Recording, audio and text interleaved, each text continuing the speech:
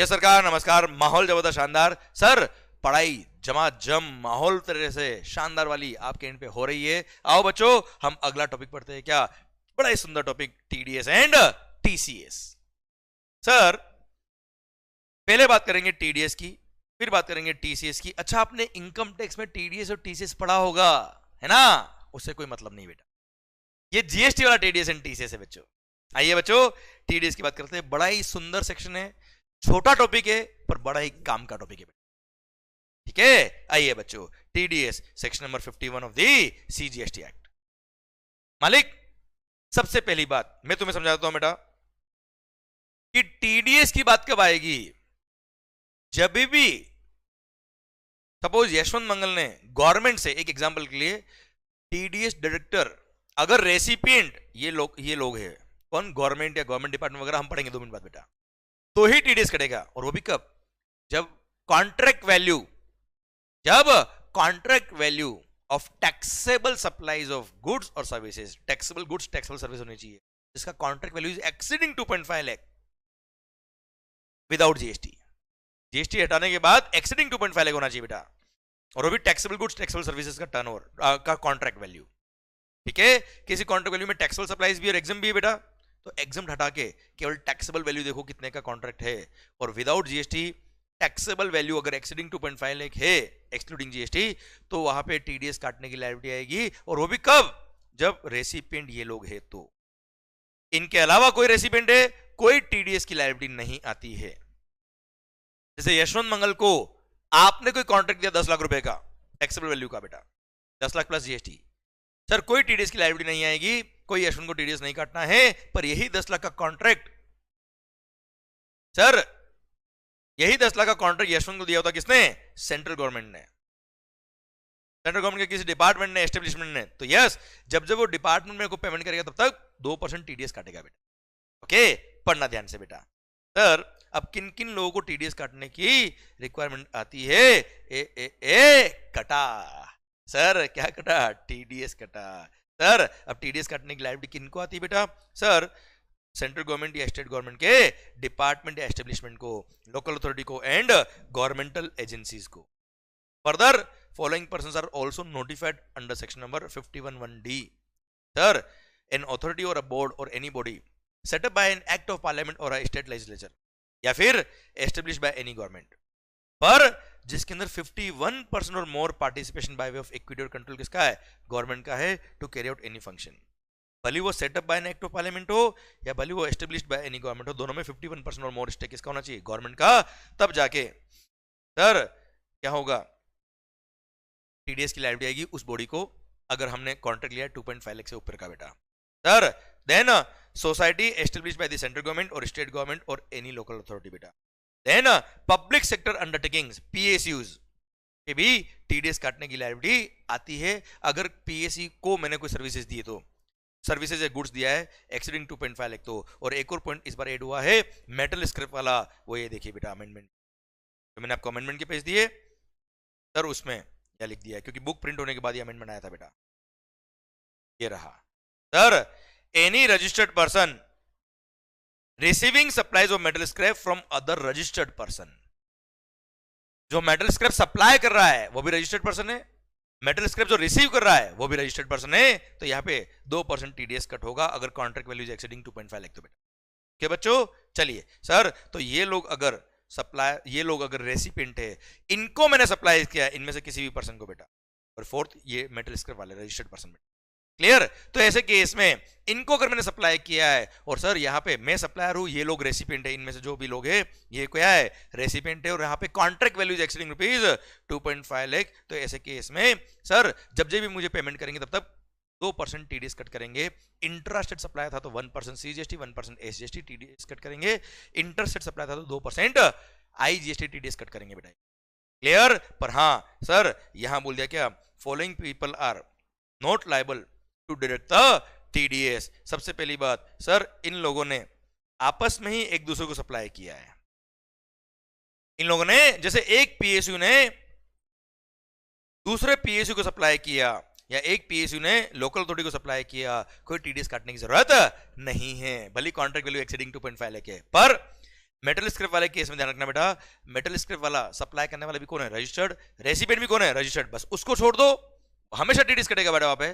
बाकी इन लोगों ने अगर आपस में सप्लाई किया एक दूसरे को, कोई टीडीएस काटने की जरूरत नहीं है। क्लियर? ये एक्सेप्ट जो अमेंडमेंट है वो मैंने लिख रखा है, ये अमेंडमेंट पेज पे लिखा है बेटा, except the person receiving metal scrap supplies from other registered person, उसको छोड़ दो। बाकी सारे केस में सर ये लोगों ने अगर आपस में सप्लाई किया तो टीडीएस काटने की जरूरत नहीं होती है। प्लस सर अगर आपने जो गुड्स या सर्विस सप्लाई करी है वो किसको सप्लाई करी है? मिनिस्ट्री ऑफ डिफेंस को, तो टीडीएस काटने की जरूरत नहीं है। वो ministry of defence is not liable to deduct the TDS except other than the authorities specified in annexure A and their offices. वो अनेक्सर ए में क्या कवर है वो आपको पढ़ने की जरूरत नहीं है। फिर when goods or service or both are supplied from a PSU to another PSU whether or not a distinct person, मैं ऑलरेडी पढ़ा चुका हूं बेटा। फिर ये इन लोगों ने, ये जो मैंने ऊपर पढ़ा ना सारे लोग, इन्होंने आपस में एक दूसरे को सप्लाई किया, कोई टीडीएस काटने की जरूरत नहीं, एक्सेप्ट मेटल स्क्रैप वाले केस में। मेटल स्क्रैप में रजिस्टर्ड पर्सन ने रजिस्टर्ड पर्सन को सप्लाई किया, हमेशा टीडीएस कटेगा बेटा। क्लियर? डन। अब सर टीडीएस सर किनको काटना मैंने बता दिया बेटा। अच्छा, ये 51% और मोर वाला जो पॉइंट है ये यहाँ पे भी अप्लाई होता है, यहाँ पे भी अप्लाई होता है। Set up by an act of parliament है तो भी 51% और मोर स्टेक गवर्नमेंट का होना चाहिए बेटा। ये सर्कुलर में लिखा था, मैंने समझा दिया बेटा। अब टीडीएस कब कटेगा ये मैंने बता दिया बेटा आपको, जहाँ पे contract value of taxable goods and taxable services under contract exceeds rupees 2.5 lakh excluding GST बेटा। ठीक है, जीएसटी और सेस हटाने के बाद एक्सीडिंग 2.5 लाख होता है, मतलब 2,50,000 एक मिनिमम, तो ही टीडीएस कटेगा, वरना टीडीएस नहीं कटेगा। Clear? Further TDS will be deducted even if the supplier is a composition tax payer, उससे कोई फर्क नहीं पड़ता, टीडीएस कटेगा बेटा। रेट ऑफ टीडीएस मैं बता चुका बेटा, 1% प्लस 1% सीजीएसटी और एसजीएसटी। इंटरसेट सप्लाई के केस में 2% आईजीएसटी, मतलब मैंने जब बिल लिखा होगा उस पर क्या लगाया है? सी और एस लगाया है, तो 1% सीजीएसटी 1% एसजीएसटी काटा देंगे। और अगर बिल पे आईजीएसटी लगाया है, इंटरसेट सप्लाई था, 2% टीडीएस काट लेगा आईजीएसटी वाला बेटा। ओके, चलिए, no tax to be deducted, बड़ा सुंदर पॉइंट है बेटा, वेरी गुड पॉइंट।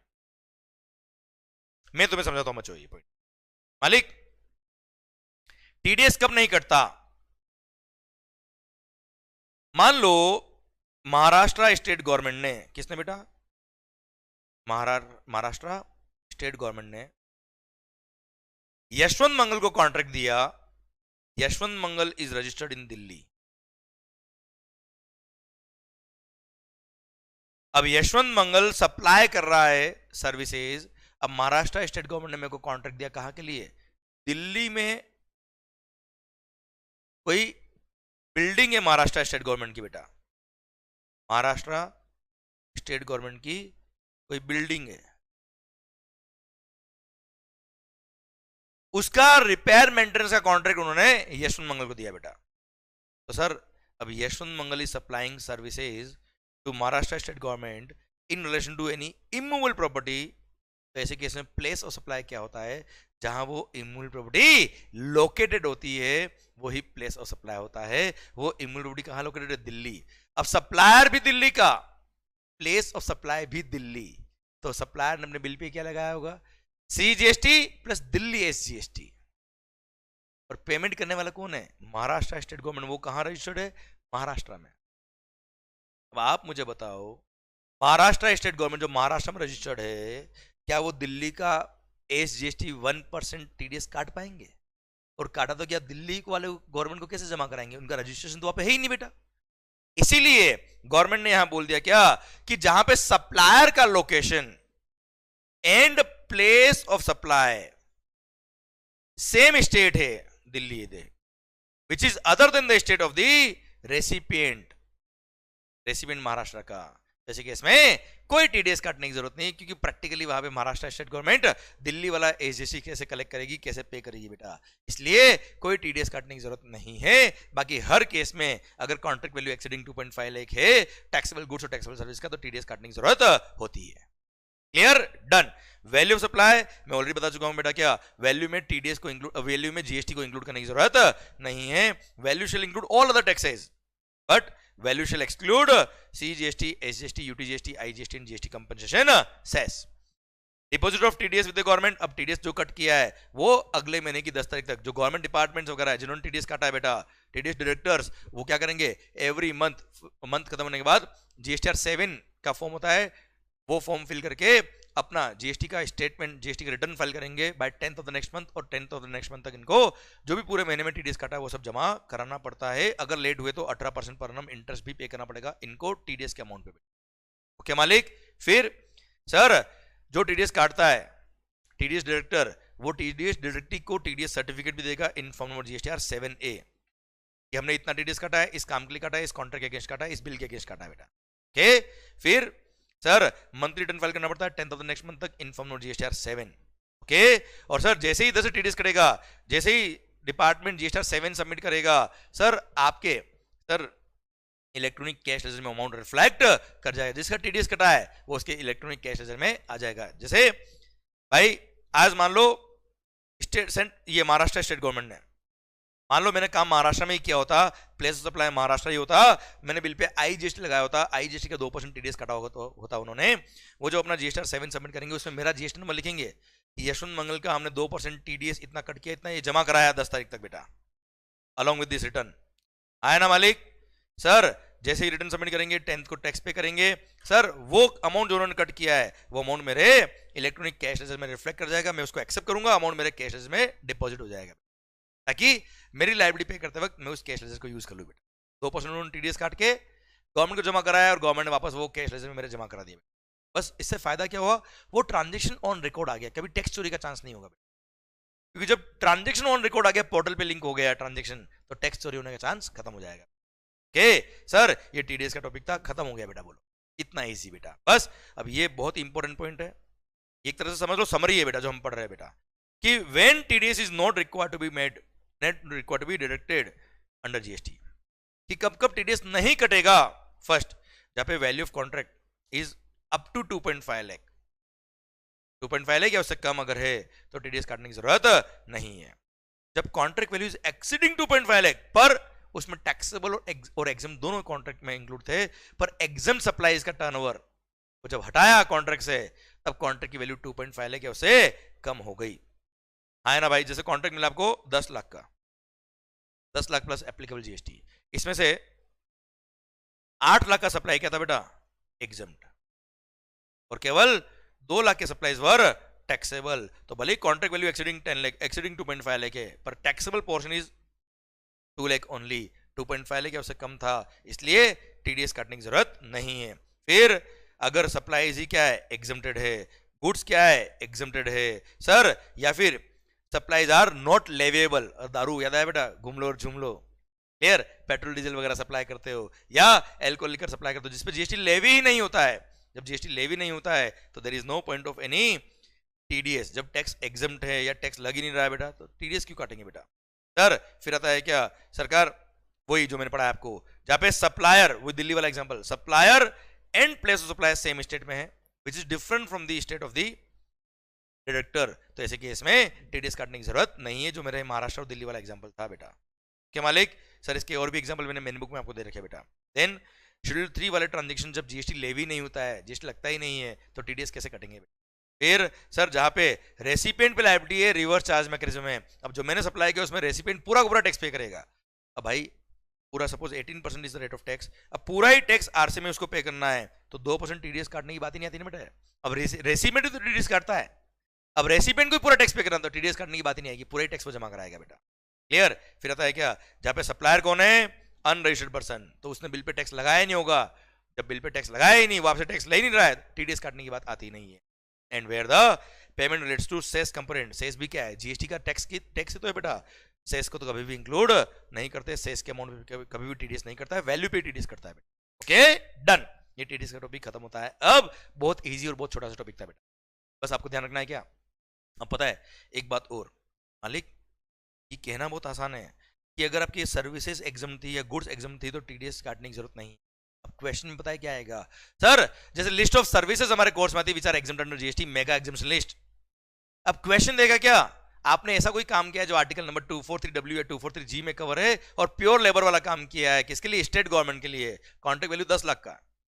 आपको पता है क्या, प्योर लेबर काम किया है आर्टिकल 243W या 243G वाला, सेंट्रल गवर्नमेंट स्टेट गवर्नमेंट के लिए जीएसटी क्या है, एग्जाम्प्ट है, वहां पे भले ही कॉन्ट्रैक्ट वैल्यू एक्सीडिंग ₹2.5 लाख के टीडीएस काटने की जरूरत नहीं है। इस तरह से आपको दिमाग लगाना पड़ेगा कौन सा एग्जाम्प्ट है कौन सा टैक्सेबल है बेटा।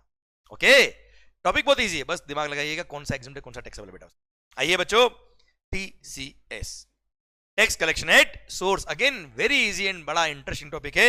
Amazon.in, मैं एग्जांपल देता हूं बेटा तो आपको बहुत अच्छे से और जल्दी समझ में आएगा। मालिक, Amazon.in,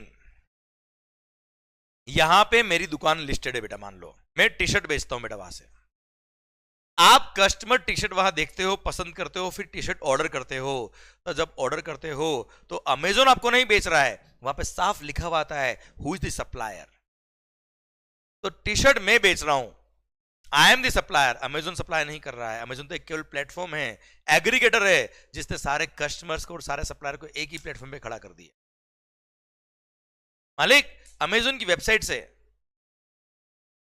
कस्टमर ने परचेज किया है, सप्लायर ने सप्लाई किया है थ्रू इलेक्ट्रॉनिक कॉमर्स ऑपरेटर, जहां कस्टमर जो पेमेंट कर रहा है वो पहले अमेजोन के अकाउंट में जा रहा है और अमेजोन फिर मेरा अकाउंट सेटलमेंट करके मुझे पेमेंट करता है। तो ऐसे केस में अमेजोन को बोल दिया ओ ईसीओ, जब तुम यशवंत को पे करोगे तब 0.5% टीसीएस कलेक्ट कर लेना।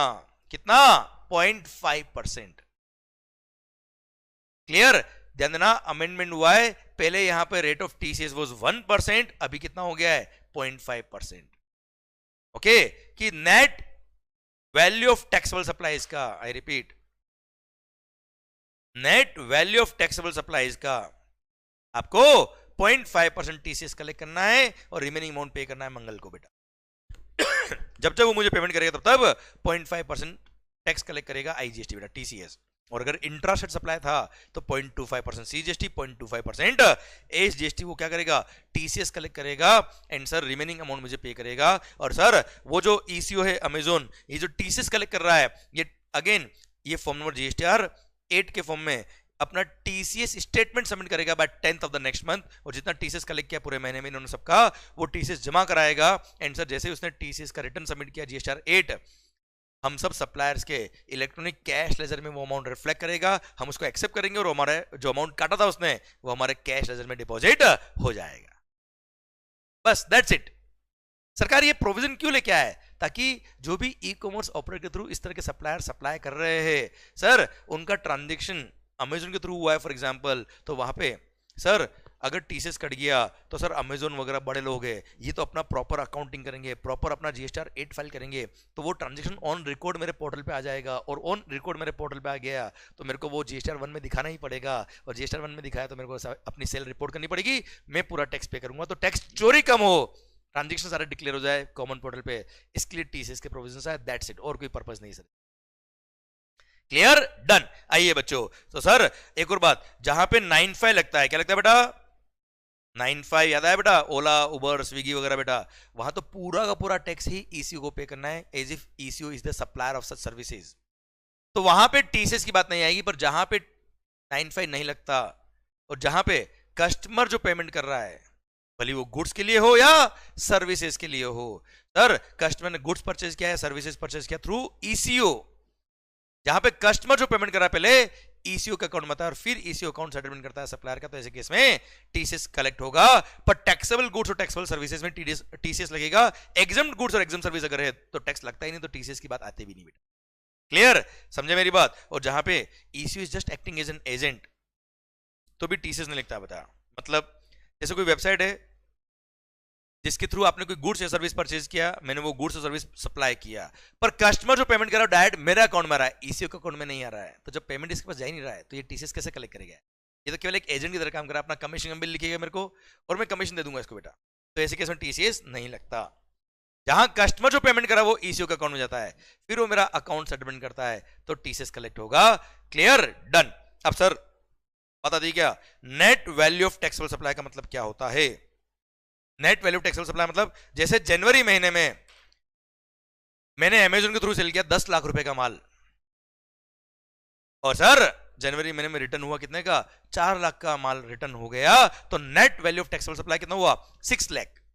10 लाख का सेल, 4 लाख का रिटर्न, तो 6 lakh is the net value of taxable supply, जिसपे मुझे टीसीएस पे करना पड़ेगा, टीसीएस ईसीओ को कलेक्ट करना पड़ेगा बेटा।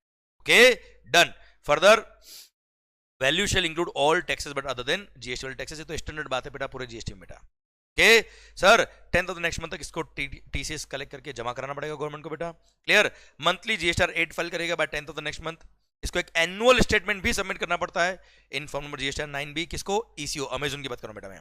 ऑन और बिफोर 31 दिसंबर बेटा। हाँ है ना भाई, मतलब जैसे एनुअल रिटर्न फाइल करता है ना एसएससी, वैसे ये एनुअल स्टेटमेंट फाइल करेगा in form number GSTR 9B by on or before 31 December बेटा। और मंथली रिटर्न अलग फाइल करता है। मंथली रिटर्न कब तक? 10th of the next month तक। और इसको टीसीएस जमा कराना पड़ता है 10th of the next month तक रिटर्न फाइल करते वक्त। ओके चलिए, अब अगर मान लो किसी मंथ में कोई टीसीएस कलेक्ट ही नहीं किया बेटा, इसने कोई टीसीएस की लायबिलिटी नहीं है बच्चा, तो it is not mandatory to submit nil GSTR 8। वैसे सारे लोग जो होते हैं जीएसटी में रजिस्टर्ड, उनको अगर सप्लाईज कुछ भी नहीं पूरे महीने में, तो नील रिटर्न फाइल करना पड़ता है, नील जीएसटीआर 1 फाइल करना पड़ता है, नील जीएसटीआर 3 फाइल करना पड़ता है, पर नील जीएसटीआर 8 फाइल करने की जरूरत नहीं है। हाँ, अगर उन्होंने सर किसी पर्टिकुलर मंथ में टैक्स कलेक्ट किया है, टीसीएस कलेक्ट किया है, तो इनको जीएसटीआर 8 फाइल करना पड़ेगा। या इन्होंने पहले पीरियड में जो टीसीएस का रिटर्न सबमिट किया था उसमें कोई गलती हो गई थी, उसको अमेंड करना है, तो उस अमेंडमेंट के लिए भले ही ये टीसीएस स्टेटमेंट सबमिट कर सकते हैं, कोई दिक्कत वाली बात नहीं है। अदरवाइज सर इनको टीसीएस का रिटर्न सबमिट करना कंपलसरी नहीं है अगर कोई टीसीएस नहीं कट किया तो बेटा। फिर सर अगर आपने पिछले 3 साल से जीएसटीआर 8 फाइल नहीं किया, आपका 3 साल हो गया ड्यू डेट से और आपने जीएसटीआर 8 फाइल नहीं किया, तो अब आपका जीएसटीआर 8 ब्लॉक कर देंगे। जीएसटीआर 8 फाइल करने की परमिशन आपको नहीं मिलेगी, एक्सेप्ट अगर कमिश्नर अलाउ कर दे, गवर्नमेंट अलाउ कर दे, तो बात अलग होगी बेटा। ओके।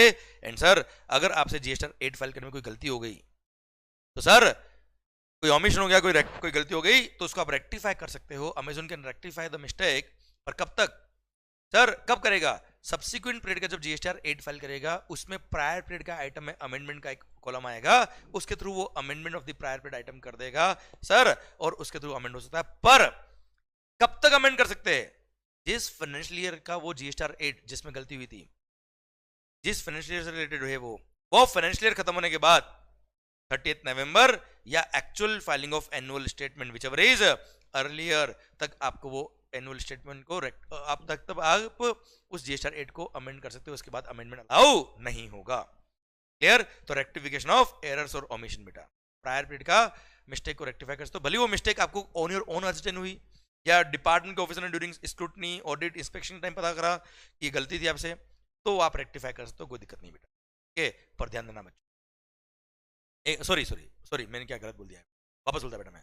सर अगर मान लो गलती ऑन योर ओन अर्जेंट हुई है, या डिपार्टमेंट के ऑफिसर ने आपको बताई है, या ऑडिटर ने बताई है, किसी कंसल्टेंट ने बताई, तो मिस्टेक को रेक्टिफाई कर सकते हो। पर अगर आपकी जो मिस्टेक आइडेंटिफाई हुई थी during the process of any scrutiny audit inspection या एनफोर्समेंट एक्टिविटी के टाइम पे सर कोई गलती पकड़ी डिपार्टमेंट ने, तो आप रेक्टिफाई नहीं कर सकते, वहां तो पेनल्टी लगेगा बेटा आप पे। भाई डिपार्टमेंट चेक करना है, फिर आप बोलते हो हाँ, डिपार्टमेंट वाले बोलते हैं क्या sir during audit inspection search या एनफोर्समेंट प्रोसीडिंग जो चल रही थी स्क्रूटनी वगैरह, उस टाइम पे उन्होंने बोला कि ये तुमने गलती करके गड़बड़ करके, वो क्या बोलते हैं हाँ हाँ चलो मैं अभी रेक्टिफाई करता हूँ, फिर तो हर कोई चांस मारेगा ना यार। इसलिए sir any scrutiny audit inspection या एनफोर्समेंट प्रोसीडिंग के टाइम पे अगर कोई गलती डिपार्टमेंट ने आइडेंटिफाई करी, तो उसको आप रेक्टिफाई नहीं कर पाएंगे, अदरवाइज आप रेक्टिफाई कर सकते हो सर नॉर्मल कोर्स में अगर मिस्टेक पता पड़ा तो बेटा। ओके चलिए सर, अब जैसे ही इधर से टीसीएस का स्टेटमेंट सबमिट करेगा, रेसिपिएंट जो सप्लायर था जिसका टीसीएस कट हुआ है सर, उसके इलेक्ट्रॉनिक कैश लेजर में वो अमाउंट रिफ्लेक्ट कर जाएगा, वो उसको एक्सेप्ट करेगा और अमाउंट क्रेडिट हो जाएगा उसके इलेक्ट्रॉनिक क्रेडिट लेजर में। ठीक है। अब सर डेप्यूटी कमिश्नर या उसके अबोव रैंक वाले ऑफिसर को पावर दिया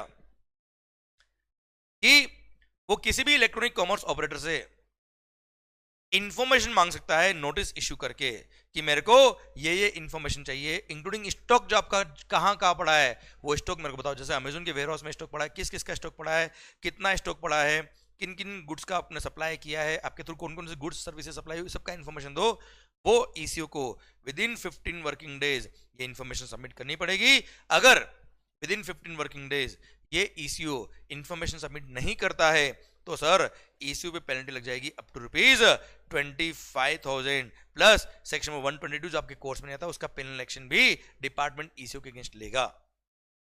क्लियर, समझे मेरी बात? डन। एंड सर अब जो बातें कर रहा हूं मैं ऑलरेडी पढ़ा चुका बेटा आपको। Other key point relating to registration under GST, सबसे पहली बात हमने पढ़ा था क्या कि सर हर ई कॉमर्स ऑपरेटर को, ये मैं रिवीजन कर रहा हूं, रजिस्ट्रेशन वाले पॉइंट मैंने यहां पे रिपीट किया सो दैट आपको ध्यान रहे। एवरी ईसीओ जिसको टीसीएस की लाइबिलिटी आती है उसको कंपलसरी रजिस्ट्रेशन है, उसको 20 लाख का बेनिफिट नहीं मिलता है।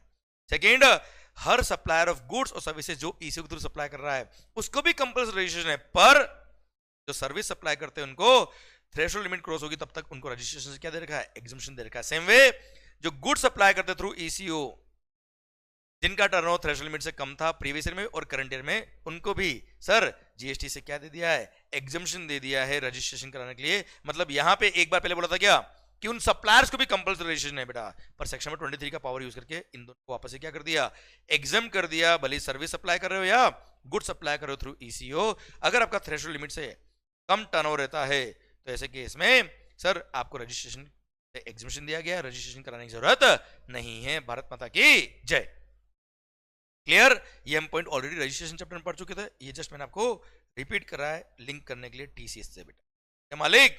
चलिए सरकार, सर अभी देखिए क्या सर एक सर्कुलर जो रिगार्डिंग रेस्टोरेंट आया था, जब रेस्टोरेंट सर्विसेज पर 95 लगा था पहले स्विगी जोमेटो पर, तब ये सर्कुलर आया था। उसके कुछ पॉइंट मैं ऑलरेडी बता चुका हूं, कुछ और बताता मैं यहाँ पे। Would ECOs have to still collect TCS under section 52? Sir जब 95 लग गया रेस्टोरेंट सर्विस पे तो सर वहां पे पूरा पूरा टैक्स ही कौन पे करेगा, स्विगी जोमेटो ईसीओ टैक्स पे करेंगे। जहां पे 95 लगता है वहां पे आपको पता है कि सर टीसीएस काटने की जरूरत नहीं होती है, इसलिए it is no longer required to collect TCS बेटा। जहां पे 95 लग रहा है वहां टीसीएस नहीं लगता बेटा। Second, would ECOs have to mandatory take separate registration with respect to supply of restaurant service? Sir जैसे ईसीओ स्विगी जोमेटो ये खुद का भी तो कमीशन इनकम अर्न कर रहे हैं, वो कमीशन का रेवेन्यू इनका 20 लाख से ऊपर है, ये ऑलरेडी जीएसटी में रजिस्टर्ड है। अब रेस्टोरेंट सर्विस के लिए इनको लायबल कर दिया कि रेस्टोरेंट सर्विस अगर ईसीओ के थ्रू सप्लाई करी तो ECO will be treated as if ECO is the supplier of such services. तो ईसीओ को टैक्स पे करना है तो क्या ईसीओ को एक सेपरेट नंबर और लेना पड़ेगा as a restaurant? Answer is no. Sir लिख दिया क्या, as ECOs have already registered under GST as a supplier of their own goods और services, there would be no mandatory requirement of taking separate registration by ECO for payment of tax on restaurant service under section 95 बेटा। Clear? ECO already registered है ना बेटा, खुद की commission की income के लिए, खुद के सप्लाईज के लिए, तो सर एज अ रेस्टोरेंट उनको अलग से रजिस्ट्रेशन कराने की जरूरत नहीं है। भले ही उन पे लायबिलिटी है एज अ 95 अंडर सेक्शन 95 वो टैक्स पे करेंगे, तो उनका रजिस्ट्रेशन ऑलरेडी है, वो टैक्स पे कर देंगे उसी रजिस्ट्रेशन नंबर से बेटा। Last, what would be aggregate turnover of the person supplying restaurant service through ECO? अब सुनना बेटा, आज मान लो मैं सैंडविच बनाता हूं बेटा, अब मैं स्विगी के थ्रू सप्लाई करता हूं सैंडविच, भले उस सैंडविच पर ECO will be treated as if ECO is the supplier of such services और उसी को टैक्स पे करना है, पर फिर भी जब इस सैंडविच वाले का टर्नओवर देखा जाएगा तो उसके टर्नओवर में वो टर्नओवर भी इंक्लूड होगा जिसके लिए स्विगी लायबल था बेटा। क्लियर? क्योंकि अल्टीमेटली सप्लाई तो मैंने ही किया ना यार, वो तो ठीक है for the purpose of GST Swiggy को सप्लायर माना गया, पर सर है तो अल्टीमेटली मेरा टर्नओवर बेटा, इसलिए the aggregate turnover of restaurant shall include the aggregate value of supplies made by restaurant through ECOs.